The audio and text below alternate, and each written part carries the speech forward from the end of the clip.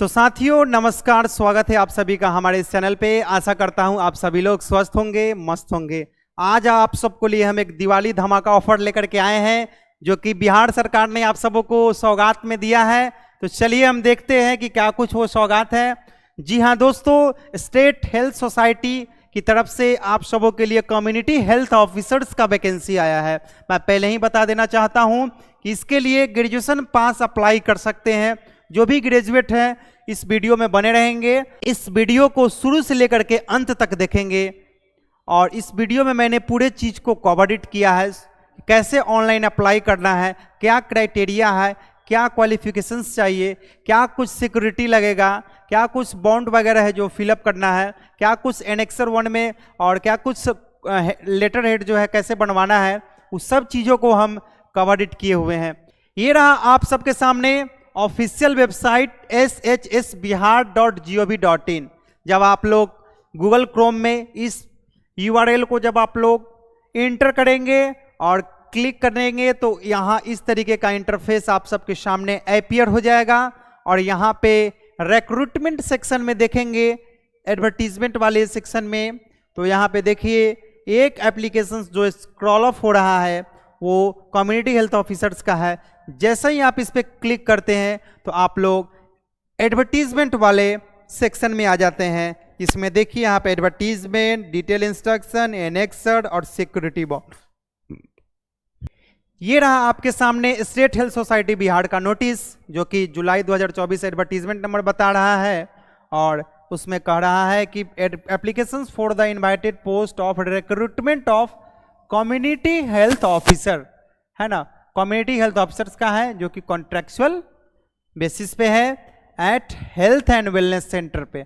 तो स्वास्थ्य से संबंधित सेंटर जो होंगे उस पे आपका जो है पोस्टिंग रहेगा, और सब सेंटर जो है वहाँ भी रहेगा। ये जो है किसके अंतर्गत आती है, तो ये सोसाइटी नेशनल हेल्थ मिशन के अंतर्गत आती है ना। तो चलिए इसके लिए क्या कुछ क्वालिफिकेशंस है हम सब देख लेते हैं। उससे पहले आपको बता दूं कि इसमें मेल, फीमेल और आशा कर्मी जो होंगे, आशा, वो भी एप्लीकेबल है, ठीक है। तो चलिए आपको फर्स्ट में आप सैलरी देख लें, क्योंकि फर्स्ट में आपको सैलरी ही डिस्कस कर लिया गया है। सैलरी आपका 40,000 है, जिसमें से आपको 32,000 जो फिक्स सैलरी के रूप में रहेगा और 8,000 जो रहेगा वो परफॉर्मेंस के आधार पर आपको दिया जाएगा। नंबर ऑफ पोस्ट की अगर हम बात करें तो नंबर ऑफ पोस्ट काफ़ी अच्छी खासी है। बिहार लेवल पर 4500 सीट है, जिसमें से आपको अनरिजर्व सीट 979 है, जिसमें से महिलाएं के लिए 243 सीट रिजर्व है और 736 में सब अप्लाई कर सकते हैं अनरिजर्व में, ठीक है। EWS की बात करें 245 है, जिसमें से 159 सीट मेल फीमेल कोई भी अप्लाई कर सकते हैं, और यहाँ पे जो 86 सीट है ये केवल महिलाओं के लिए आरक्षित कर दिया गया है। वहीं देख सकते हैं आपके सामने रेशियो सामने है, SC में सबसे ज्यादा है 1243, EBC में, BC में देख सकते हैं 1170, 640, कुल मिलाकर 4500, राइट। तो इन कैटेगरी वाइज सब वैकेंसी है, जिसमें से एक इंपॉर्टेंट नोट आपको यहाँ पे कहा गया है कि जो कैटेगरी वाइज आप वैकेंसी देख रहे हैं, ये जो category wise vacancies as per reservation policy effective under the Bihar, ये बिहार के अंतर्गत है। But final selection of the candidate will be depend upon the final order of honourable court of India. जो ऑनरेबल सुप्रीम कोर्ट है उसके तहत जो है फाइनल सिलेक्शन होगा, यानी कि वो जितना सीट रिजर्व जिस कैटेगरी में करेगी उसी के तहत होगा। अगर वो चेंज अगर कुछ करती है तो आपको चेंजिंग देखने को मिलेगा, अगर चेंज नहीं होती है तो एज इट इज जैसा आप देख रहे हैं 4500 सीट, वो उतना ही सीट रहेगा। उसके साथ साथ जितना जिस कैटेगरी में जितना सीट देख रहे हैं उतना ही रहेगा, राइट। चलिए ये चीज आपको यहाँ पे क्लियर हुआ। अब इसेंशियल क्वालिफिकेशंस देखते हैं। BSc नर्सिंग मांगा गया है, इसमें फॉर्म अप्लाई करने के लिए आपको BSc नर्सिंग मांगा गया है। उसके साथ आपको कम्युनिटी हेल्थ सर्टिफिकेट 6 मंथ का होना चाहिए। देखिए यहाँ पे successfully completion of 6 month integrated curriculum of certificate in community health, है ना। तो ये आपको सर्टिफिकेट होना चाहिए, और आप BSc नर्सिंग का जो सेशन है एकेडमिक ईयर आपका 20 होना चाहिए, ठीक है। ये बात यहाँ पे कह दिया है। उसके बाद आपको पोस्ट बेसिक नर्सिंग अगर आपके पास है अगर उसके साथ इंटीग्रेटेड अगर कोर्स आप किए हुए हैं CCH का यानी कम्युनिटी हेल्थ का, ठीक है, आप एप्लीकेबल होंगे इस फॉर्म को अप्लाई करने के लिए। और नोट में देख लीजिए क्या कुछ कह रहा है, यहाँ पे क्लियर कर दिया गया है कि एकेडमिक ईयर जो हो ये वाला एकेडमिक ईयर रहना चाहिए उसके ऑनवर्ड, ठीक है।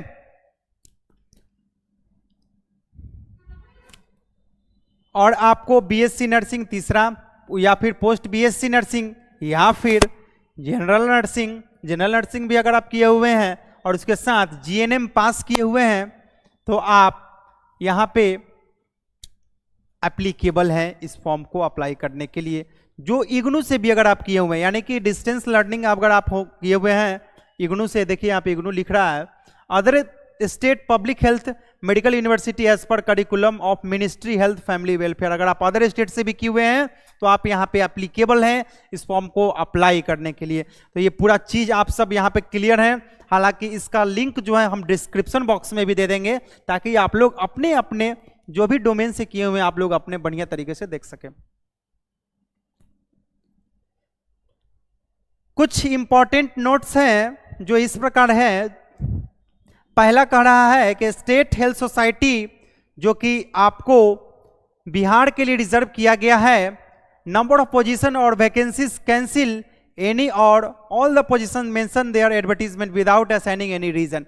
यानी यहाँ पे ऑफिशियल चीज है, ये सभी को करना पड़ता है कि अगर बाय द वे कुछ कोइंसिडेंस होता है या फिर कोई चेंजिंग अगर होती है विभाग के अंतर्गत कुछ ऐसा देखने को मिलता है तो इस बहाली को कैंसिल कर दिया जाता है जिसका कोई असाइन नहीं किया जाएगा। अगर आप कोई कॉज मांगेंगे तो कोई कॉज सो कॉज नहीं दिया जाएगा, ये बात यहाँ पे कह रहा है।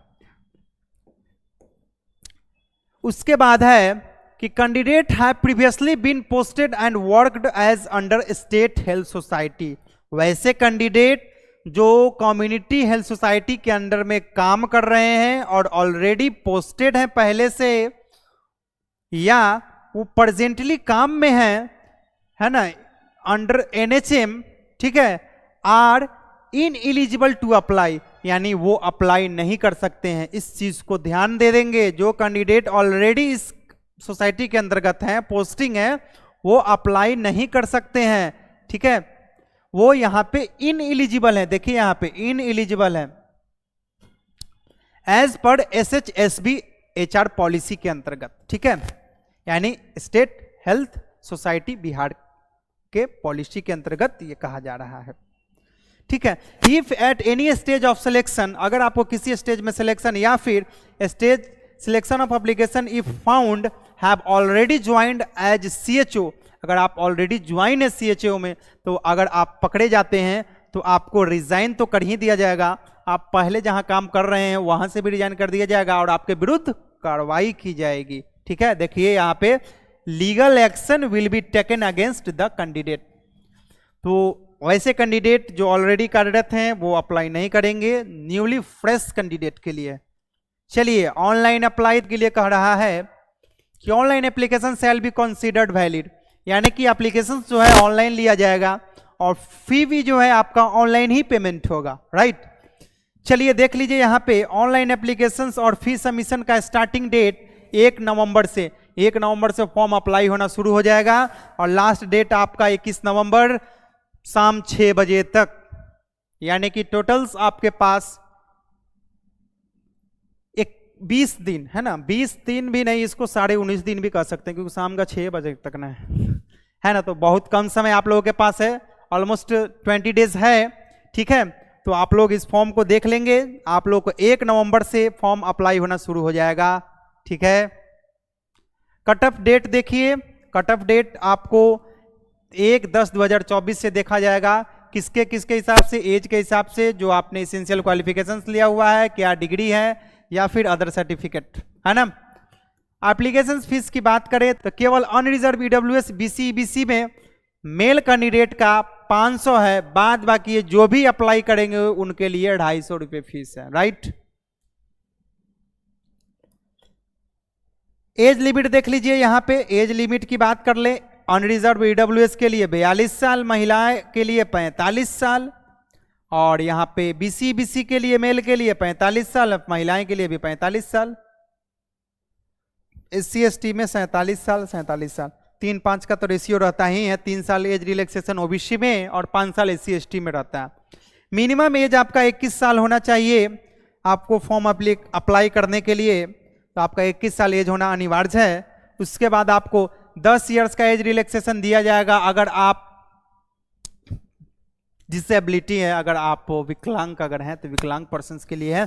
5 साल उनके लिए दिया जाएगा age relaxation will be applicable to departmental candidate provided they fulfil the minimum eligibility criteria, जो कि मिनिमम एलिजिबिलिटी क्राइटेरिया को अगर फुलफिल करेंगे तो उनके लिए 5 साल तक का रियायत दिया जा सकता है, जो कि डिपार्टमेंटल कैंडिडेट के लिए।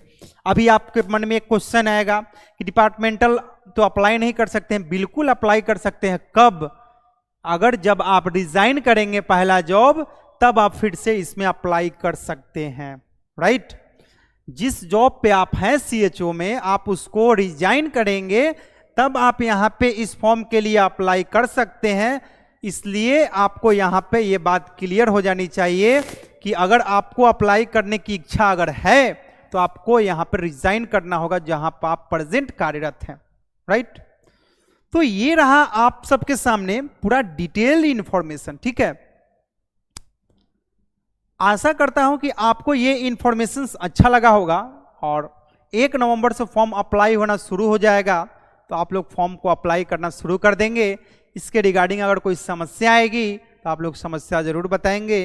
तो आप लोग के लिए बहुत ही अच्छा दिवाली ऑफर था, तो हम दिवाली से पहले ही लेकर के आए, क्योंकि नोटिस भी जो है कल, हाँ आज डेट जो है 30 अक्टूबर है। आज जिस दिन रिकॉर्ड हो रहा है 30 अक्टूबर को रिकॉर्ड कर रहा हूँ, और कल के डेट में जो है ये एडवर्टीजमेंट हमें देखने को मिली थी, और आज जो है हम आपके समक्ष लेकर के आ गए, क्योंकि कल का शेड्यूल थोड़ा सा ज़्यादा व्यस्त था, इसके कारण थोड़ा सा डिले हुआ। बट कोई नहीं, आपको समय पे हम लेकर के आ गए हैं, ठीक है। तो चलिए, आई होप कि आपको ये इन्फॉर्मेशन पूरा क्लियर हो गया होगा। अगर इन्फॉर्मेशन आपको अच्छा लगे तो आप हमारे वीडियो को लाइक करें, शेयर करें अपने दोस्तों के साथ, ठीक है, और हमारे चैनल को भी सब्सक्राइब कर लें, ताकि जो है आपको इससे रिलेटेड कोई भी इन्फॉर्मेशन अगर मैं लेकर के आऊँ तो आपको तुरंत पहुँचे। और एक इम्पॉर्टेंट बात मुझे ये भी बतानी है कि जो भी नोटिस है, जो भी एडवर्टीजमेंट है, खास तौर पे हमारा फोकस रहता है कि जो भी छोटे छोटे एडवर्टीजमेंट है जो कि हाइड हो जाते हैं, जो कहीं देखने को नहीं मिलते हैं, है ना। जैसे सरकारी रिजल्ट पर जो है, आप ज़्यादातर बच्चे सरकारी रिजल्ट को प्रेफर करते हैं, है ना।